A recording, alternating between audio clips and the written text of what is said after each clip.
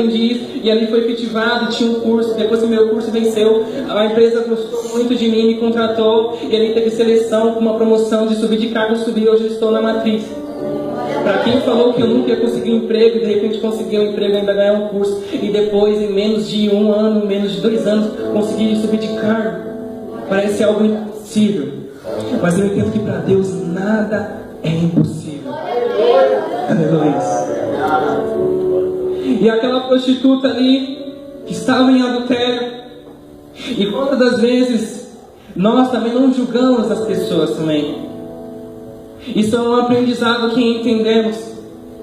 Sabe, às vezes a gente temos algumas pessoas que às vezes é até difícil de a gente liberar perdão.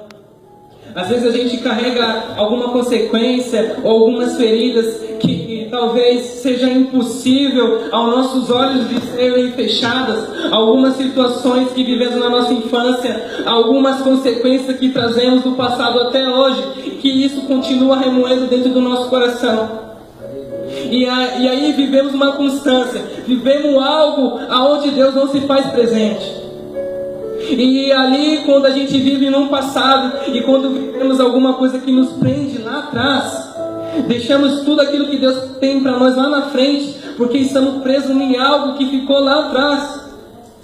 Quando Jesus chegou para a prostituta e falou, vai filha, e não peques mais, ele não estava olhando o seu passado, ele estava olhando o futuro dela lá na frente.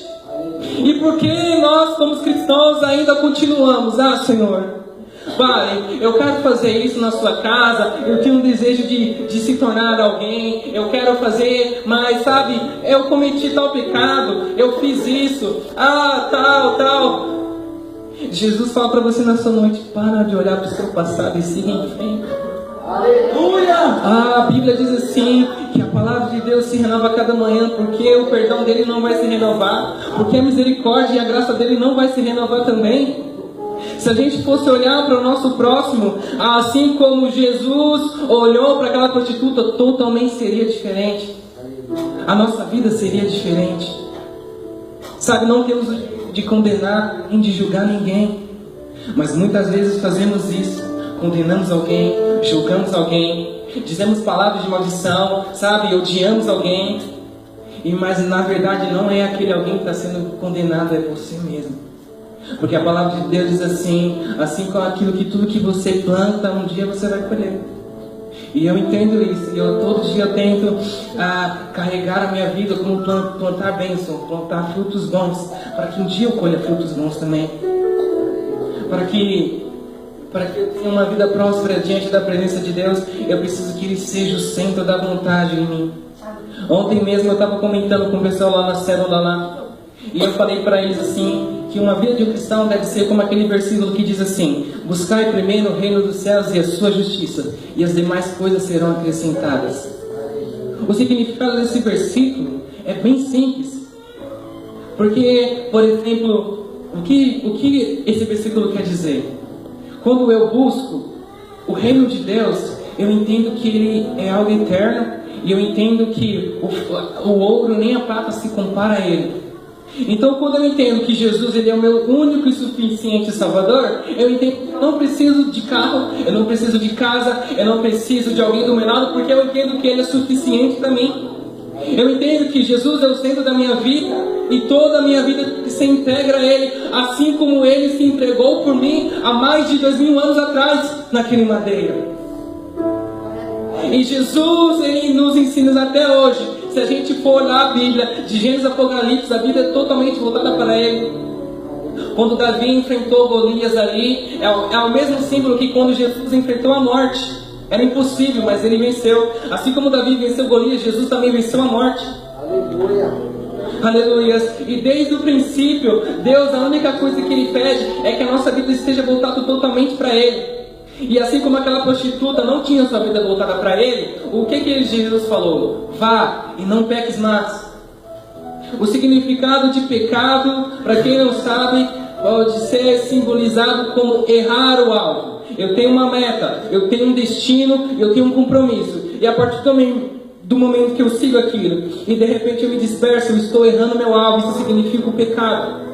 E o pecado daquela prostituta era se deitar com outros homens que não eram seu marido. Jesus olhou para ela e falou: filha, você pecou, você fez isso, sabe? Mas não, ele não falou nada, ele falou: vai, filha, não peques mais. E quantas vezes já chegaram pessoas em pecado perante a gente? Já chegaram pessoas feridas e com algumas consequências que trazem, e a gente não sabe a maneira certa como ajudá-la, não sabe a forma como recebê-la. Assim como a vida do pastor tem a responsabilidade de cuidar das ovelhas da igreja, assim é você uma ferramenta junto com ele para cuidar de outras vidas também. O Evangelho de Deus não é algo para a gente vir aqui e ser tratado como uma empresa. Algo que você vem aqui no domingo, participa aqui durante toda a semana, você vem, senta, ora, louva o Senhor, vai para a sua casa e isso continua uma constância e nada muda. Não é simplesmente como uma empresa, vai muito além do que isso. E às vezes a gente não tem nem um compromisso no reino de Deus como a gente tem o nosso compromisso com a nossa empresa. A graça de Deus é um preço imerecido, que não tem valor. E mesmo que você tente pagar o preço que ele foi pago na cruz, você nunca vai conseguir a não chegar nem 0,5% daquilo que ele fez por você. A palavra de Deus diz assim, que a sua graça veio sobre nós, e sobre a sua graça que ele nos ama, e ele nos transforma a nossa vida dia a dia. Aleluia. Satanás, ele sempre vai usar a sua consciência para usar contra você mesmo. Por exemplo, quando você pecar, a sua consciência e o seu interior vai falar: você não é digno. Você não é digno de servir o seu Deus, porque você está sujo. Você não é digno de estar na igreja. Você não é digno de fazer parte do corpo e do sangue de Cristo, porque você não merece. E quando pecamos é dessa mesma forma que nós se sentimos sujos, se sentimos imundos, se sentimos tão vazios. E eu entendo que muitas pessoas aí no mundo lá fora, elas só estão lá porque existe um vazio, e elas estão procurando no mundo como preencher e nunca vão conseguir encontrar aquilo que só aqui é capaz de dar. Somente o amor de Deus é capaz de transformar a minha vida e a sua vida também. Somente o amor de Deus é capaz de entrar na sua casa e de transformar a sua vida, de transformar a vida do seu esposo, da sua esposa, dos seus filhos. Não há ninguém que pode transformar a sua vida se não for Deus.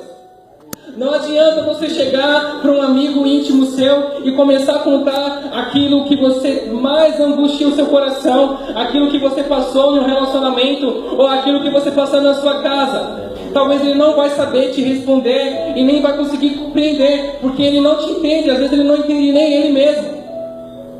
Mas o único que entende é Jesus e o Espírito Santo. E muitas vezes a gente não tem chegado para ele e desabafado com ele.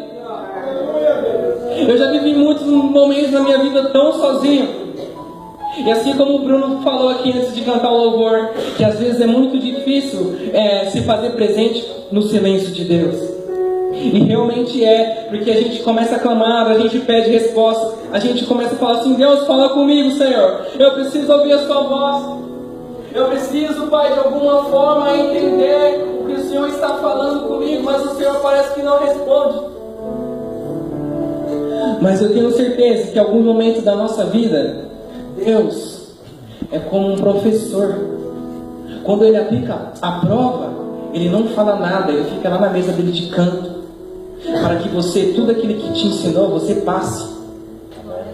Então o silêncio de Deus é no momento de aflição que você está passando, que Deus está somente te observando, porque Ele confia que você vai passar por aquela prova, assim como Ele passou também.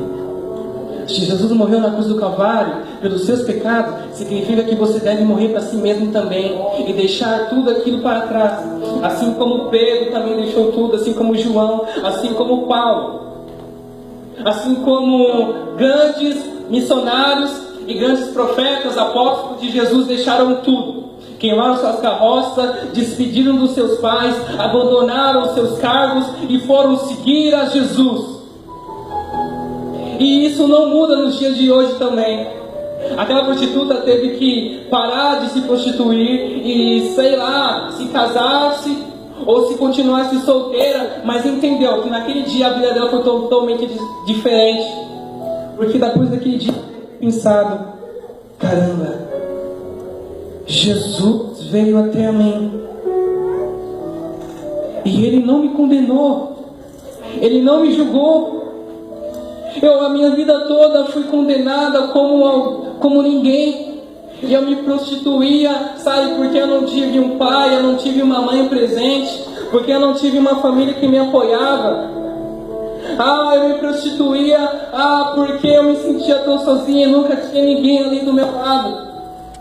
Às vezes não pecamos, não porque gostamos do pecado, mas parece que Satanás vem até nós e fala pra gente que o pecado vai preencher nosso vazio. Mas na verdade ele está abrindo mais um buraco maior do que já está dentro de nós.